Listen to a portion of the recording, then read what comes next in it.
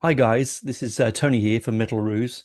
You're about to sit down and enjoy an interview I just did um, over there, and so do like and subscribe so you can get all this straight into your streaming and into your consciousness as soon as it arrives. So enjoy the interview, and I will.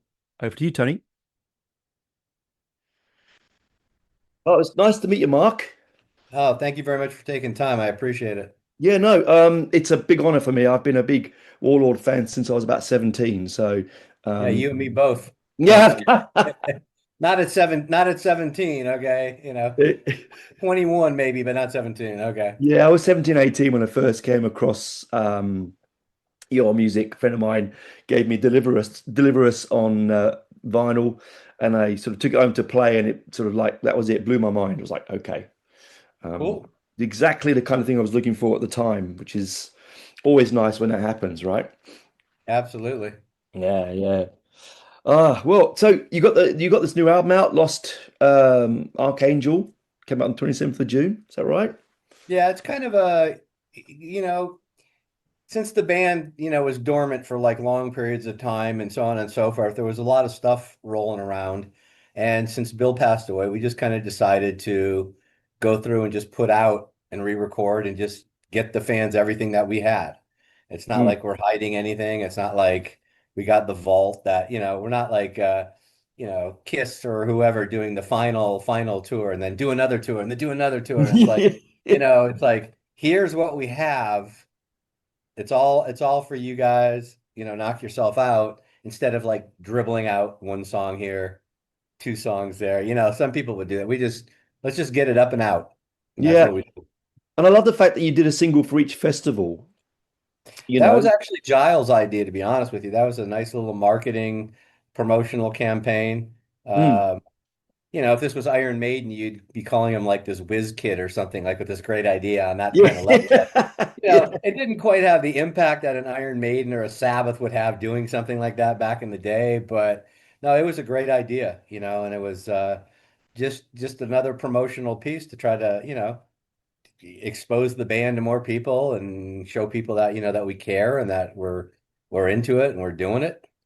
yeah. It was just lovely because these are tracks that Bill wrote, didn't he, for his previous or his side project. Is that right? Well, a lot of people don't understand that Mm. there's a lot of songs that kind of went back and forth between Lordian Guard and Warlord to Wardian Guard and back and Mm. forth back then, Mm. back then. So it's but yeah, we took some of those other songs were Warlord songs per se, I guess. Like the Rainbow, that was a Yes. Warlord song that we did. Um a couple of the other like the longer, more thematic things that he had going, that was Lordian Guard. That was definitely, not kind of a Warlord thing. That was the other side that Bill was doing. Mm. Because I think Golgotha, which opens up the album, is an incredible track. It's a fantastic opening track for the album. Yeah, it's interesting because 90 a lot of those, and I wasn't overly invested back then because Bill was doing whatever he was doing with a drum machine or whatever, Mm. and with his wife and all that kind of stuff. But it comes to life. It becomes Warlord all of a sudden when you have a full band that's playing with it, and the guy that was there from the beginning too, Yeah. me Yes. playing it there. And I think Giles made a really interesting point, and Jimmy has made this too. It's like people really need to realize, and it's weird that I'm saying this, but it's nothing new. They need to realize as much as yes, Bill was the brainchild, but the drums had a lot to do with that Warlord sound. Oh, You just absolutely. Yeah. Yeah. so people like to say, oh, Mark had nothing to do with it and whatever, whatever. And it's kind of like, it's like any other band that has magic between the players. Mm.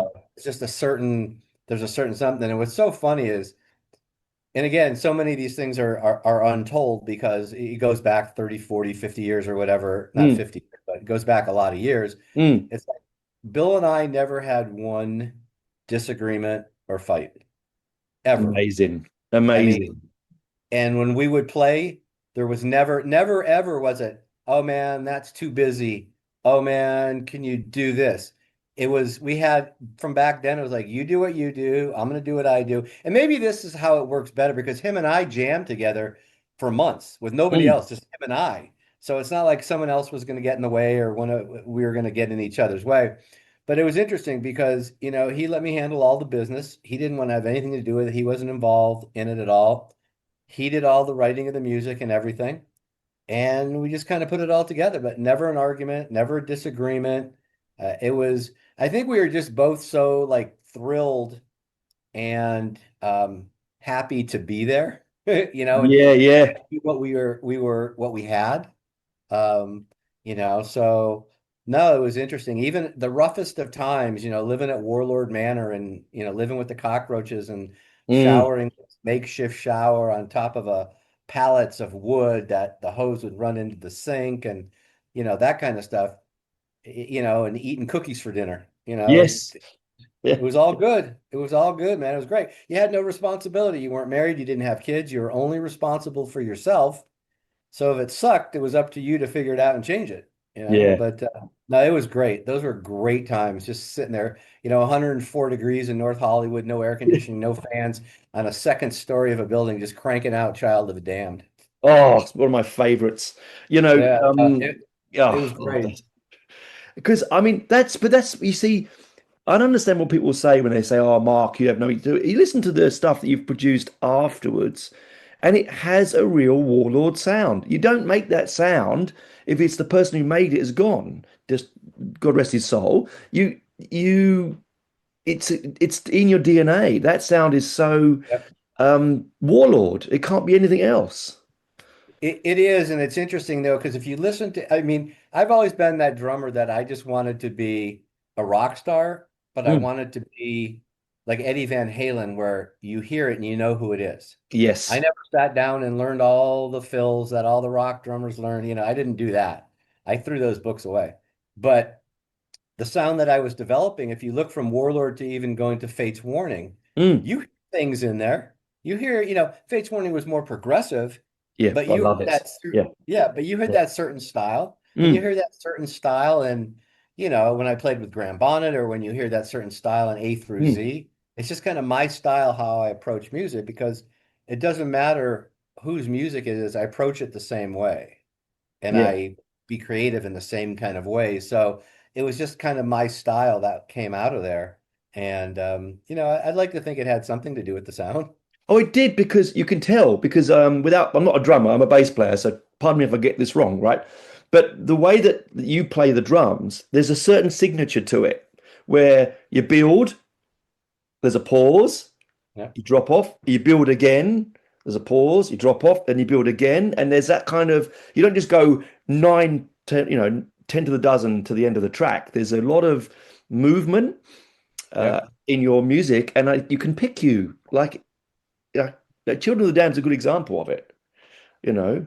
And so to my favorite one, which is Deliver Us. yeah. There's a It certain has that certain thing.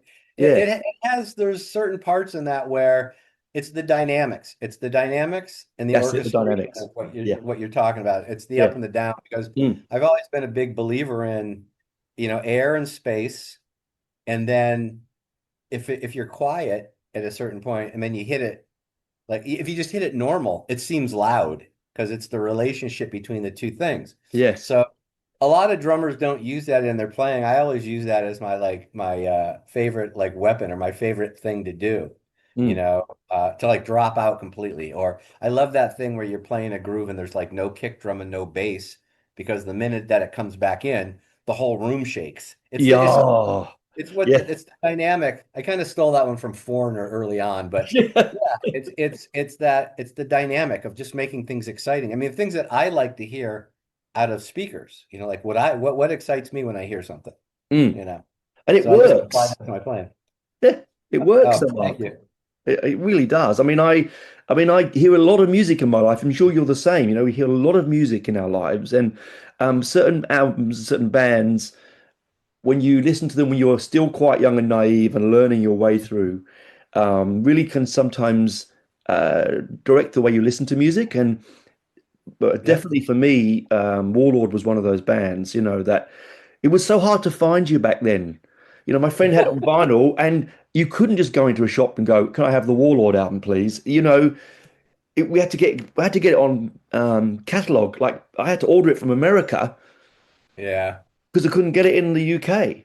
Well, it was on it was a small label. It was on Metal Blade it was Yeah. Metal Blade in the very beginning, Yes. Yeah. So no, I mean, they were great. They just didn't have the money, they didn't have the money, and they were small label. And, to be honest with you, we were just happy as hell to be doing a record because people don't realize back then, and boy, did that sound old. Back then, um, not everybody was doing records, man.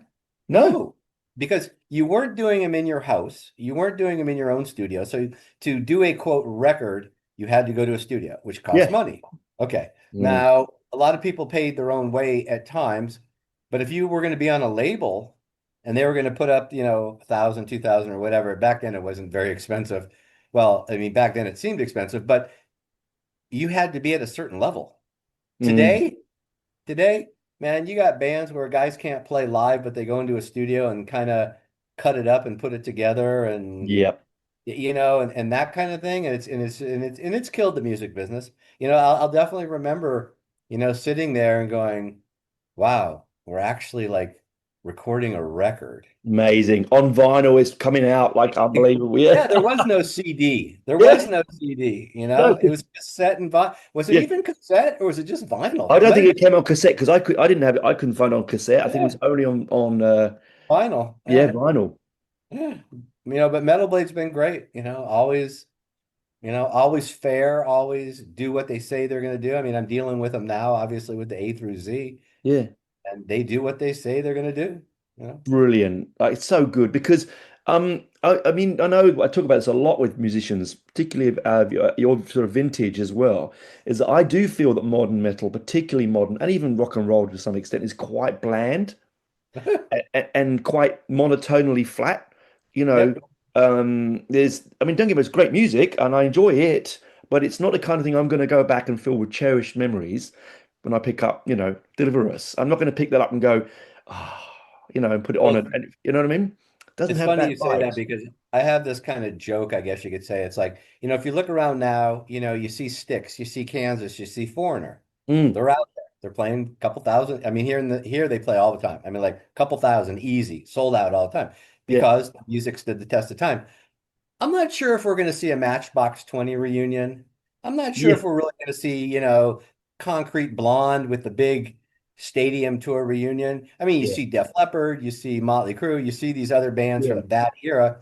But like you said, the blandness of so much that's going on, the yeah, songs don't stand the test of time. Those other bands that I mentioned, mm, and when you want to go see Jukebox Hero, I mean, yeah, it's exactly. or any of the Zeppelin, whatever configuration that is, Yeah, or yeah, yeah, yeah, yeah, whatever, yeah.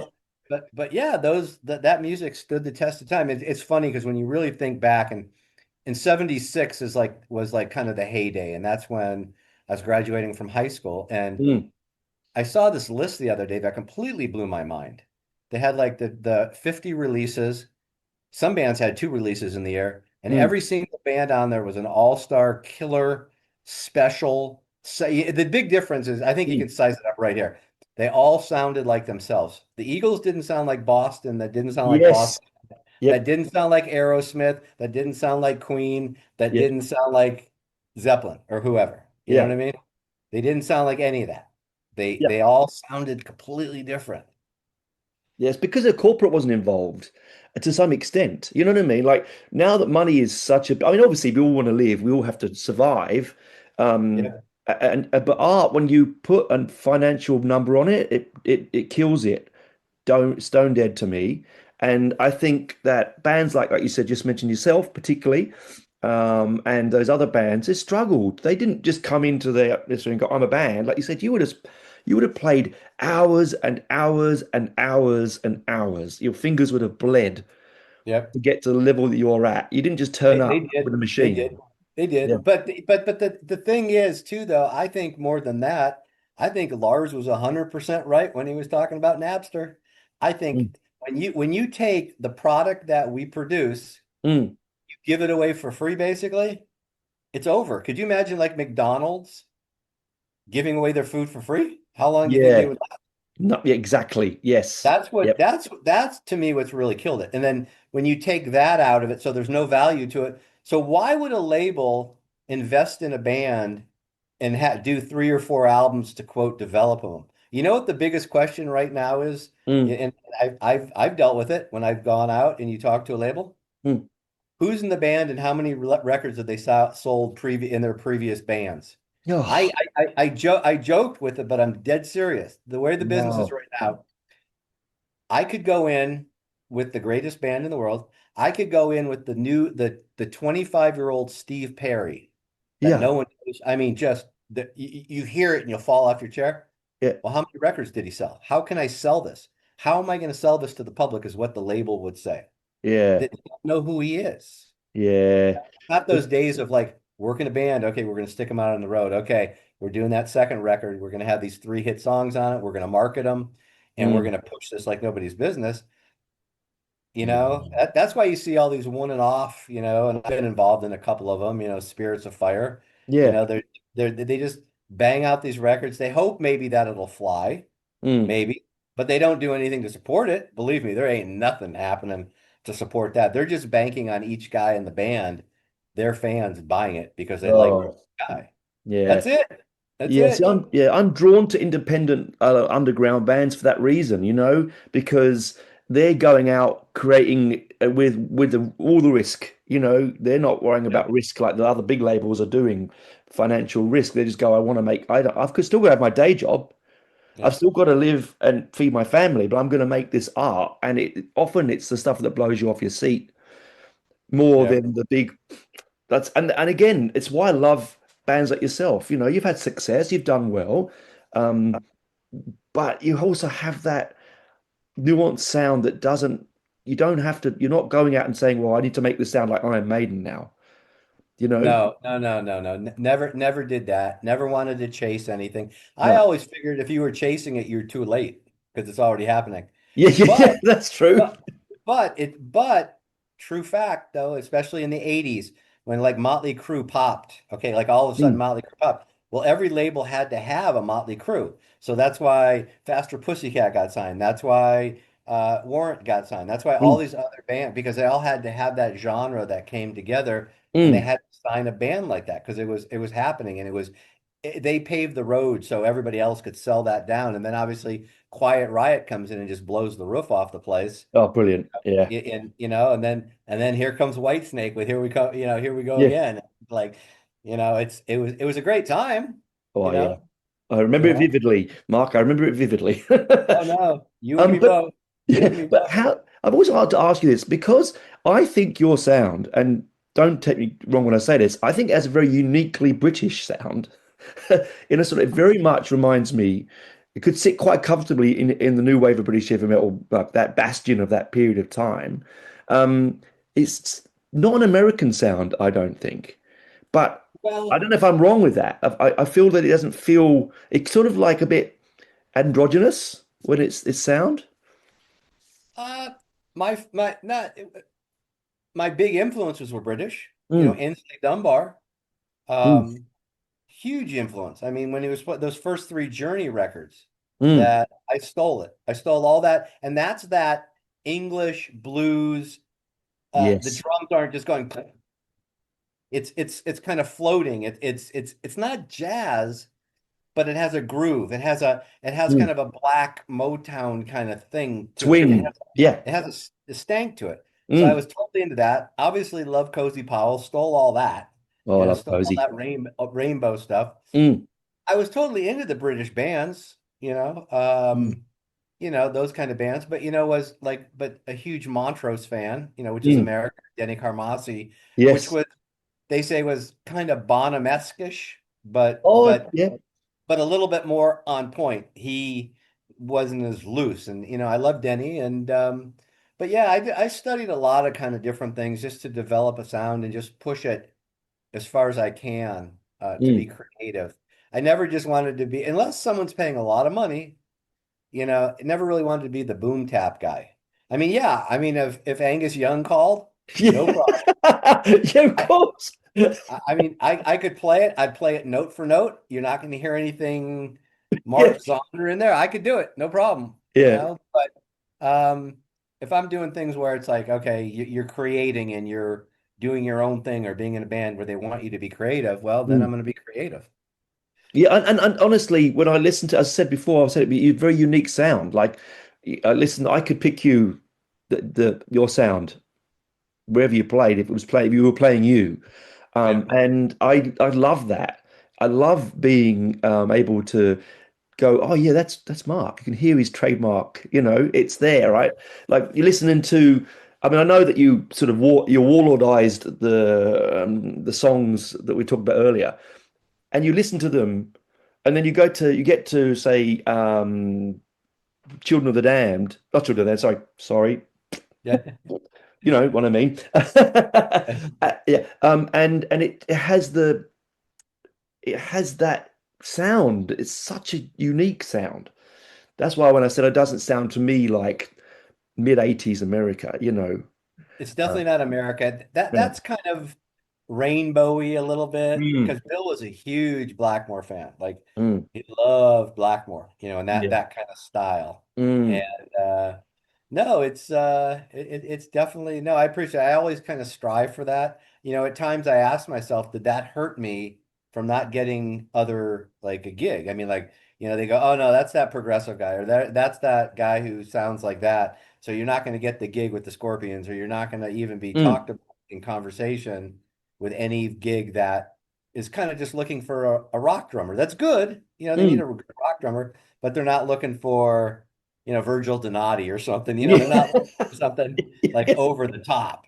Yeah. So, Yeah, I think you're better. I think that at the end of the day, in the grand scheme of things, you have to be real to yourself. Even if that's what you do, yep. Mark, and it's what we love, Yeah. then, and there is a big Warlord fan base out there, that, like across the world, which must is amazing. Um, Yeah, it's there's the diehards, there's definitely the diehards, and mm, we kind of faced a little stupidity, I guess you could say, or narrow-mindedness when we decided to carry on, and I decided, okay, we can do no, this. This is fine. You no, know, no, Bill would have wanted it. I mean, I think that's the exactly. point. That's the point. Exactly. No one person is the band. Yep. And I think there are some bands where the like people like I don't believe that Queen should have carried on. I mean, I am that kind of Yeah. character. Um, but I don't know what I just think Bill would have gone, no, guys, carry on, make music. We Well, started this journey.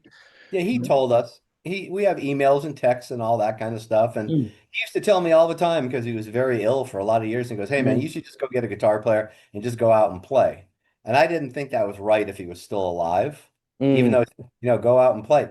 I kind of differ with you on the Queen thing. I don't think Paul Rogers was the right choice. Possibly that's what my problem is. I think that's probably what it Oh is. no, no, that's a whole different story. You know that, but Adam Lambert, okay. Is it Freddie Mercury? No. Mm, But how can you deprive the other guys in the band? Okay, dude, yeah, done. We're done. It's over. How can you true. deprive that? Yeah. And then how can you deprive the audience? Is he going to be Freddie Mercury? No, no one's going to be that. And Arnell is not going to be Steve Perry. Yeah. Okay, but Yeah. it Yeah. is. You're not.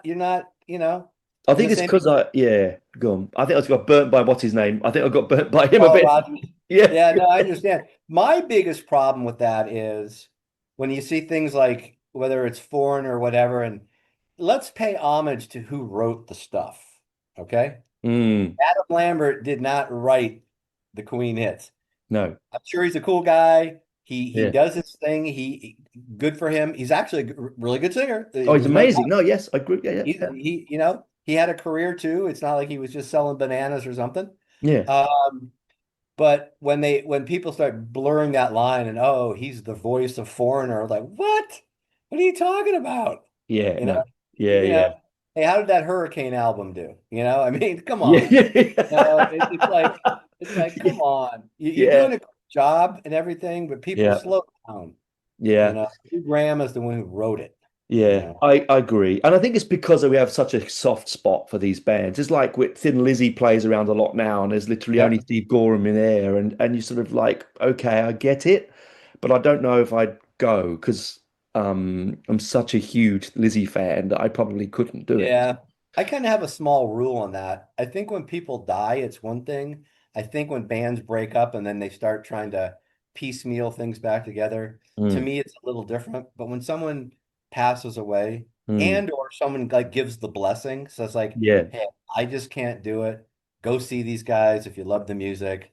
yeah, Then then I'm kind of good with it. yeah. But I think it just needs to be kept nice and straight and clean. No, I think you're right, and Bill would again.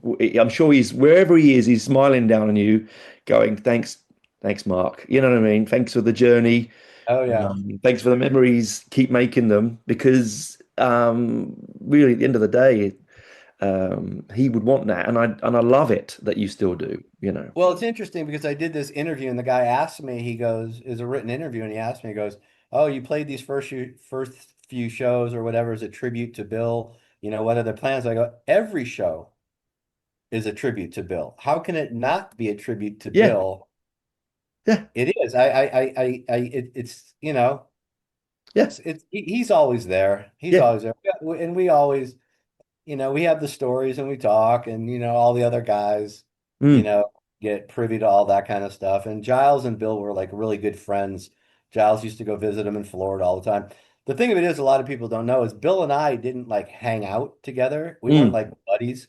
We weren't getting high together and we weren't like mm, cruising for chicks together and all that kind of stuff. We did the music thing. We were highly respectful of each other. We basically came from the same area, came from the same kind of upbringing, so we were grounded in that. mm. But we were, different sides of things, Yeah, and exactly. Yeah. but it was great. Like I said, never an argument, No, never, not even a disagreement. I love that, Mark. I mean, it's so right when you said that every time you play anything by it is a tribute. I mean, every time I listen to Lucifer's Hammer, I'm going to hear. You know what I mean? Oh I yeah, haven't been privileged to see you live, which is one of those things that maybe one day you might come to Australia. You never know. yep, But even when I was in the UK, we were always playing in America. I never got there. I was too young or yeah, too poor.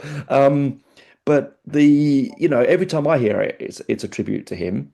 And absolutely. every time I Oh, put anything on by you, even like we said, this latest album is a tribute to him yep. because some of his DNA is in there. Yep.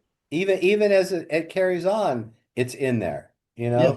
Even if he has nothing to do with a piece of music, he does because he inspired it. And you're keeping it in the same vein and keeping it in the same class that he created, you Yeah. know?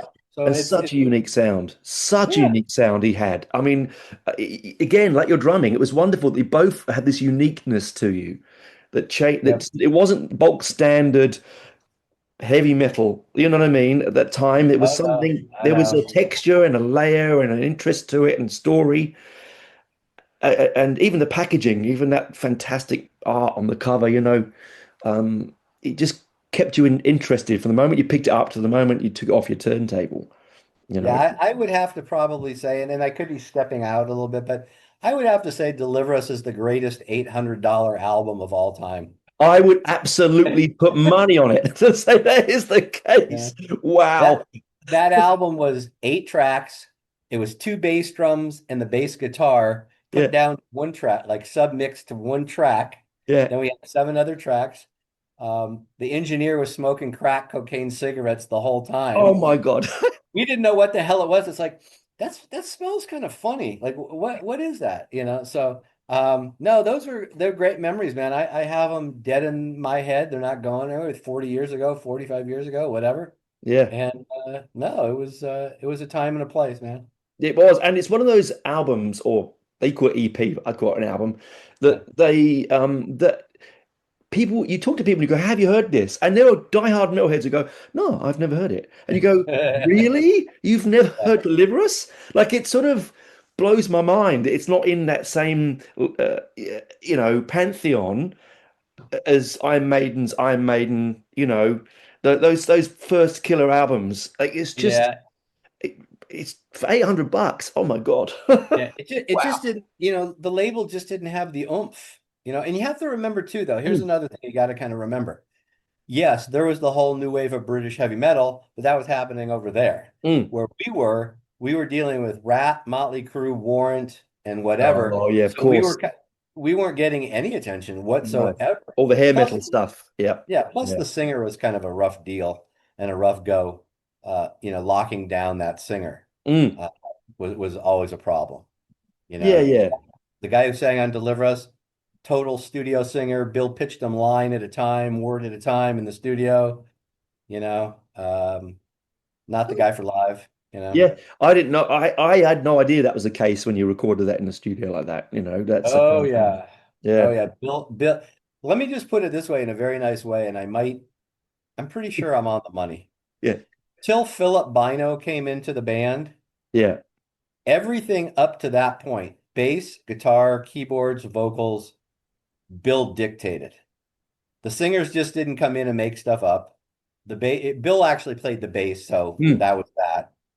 Or if Dave was playing the bass, Bill told him note for note what to play. Yeah. Uh, and the same thing with the keyboards, and until Philip came in playing bass and he played like one song and Bill just looked at him and he goes, let him do whatever he wants. You know what I mean? Yeah. He knows what Because he's doing.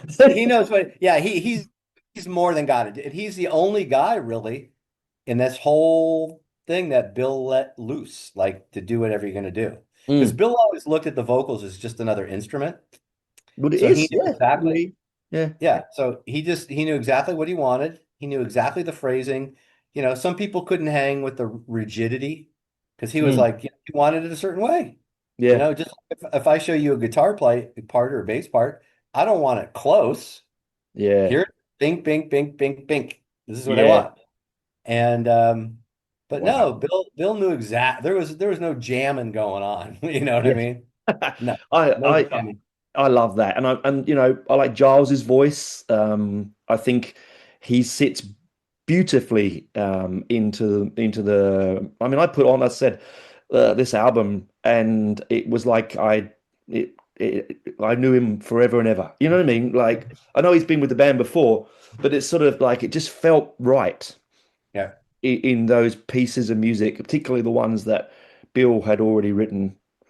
yeah, It felt really correct and respectful, and I thought he mixes really well with your drumming as well. You know. yeah. He definitely knows what the Warlord sound is and what it Mm, isn't, kind of thing. And so he's mm. very aware.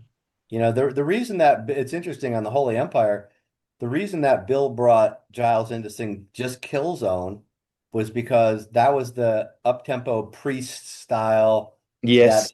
that the other guy, Rick, that Bill liked, Mm. obviously, couldn't really hit that. And that's why also, though, why Rick didn't go out on the road at all, didn't play any gigs with us because he couldn't cover the catalog. You know, Yeah. he couldn't bust out Winter Tears. His Yeah. voice just wasn't Yeah. that kind of thing. He did, 70,000 Sorrows is great, and it fit the music that Bill was writing. So Yes. Bill was very aware of that. Yeah. Yeah. Yeah. Well, wonderful.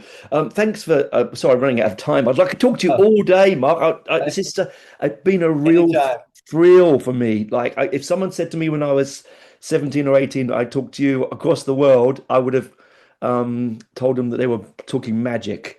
So it's a real thrill. Awesome. Awesome. Anytime on any subject, Mm. Fates Warning A through Z, whatever, Yeah. the whole career, the studios, whatever. I'm game for anything, man. As you can tell, talking's not a big deal to me. So, You do it well, and uh, I said I've loved every minute of it. Thank you for some of those awesome. lovely insights into it, and wonderful new album that came out on the 27th of June. It's out now. Sounds good. And it's again condolences for Bill. Oh, thank you Um, very much. it's 4 years ago, but it seems like yesterday. So um, I it, think it'll continue to feel like yesterday as long as the band keeps rolling. I think so, but that's wonderful That, though. It keeps them alive in yeah, our memories, isn't it? absolutely. That's what it's all about. That's what it's about. That's the beautiful thing of music, and it's Yep. eternal. So, um, thank you for that. and have a good rest of your day. And My pleasure. hopefully you'll get over here one day. You never know, right? Oh, absolutely. One way or another. And if I do, we'll hook up. We'll definitely Oh, hook. sounds great. I appreciate your time. Pleasure, Mark. Thanks for coming on. Take care. Bye.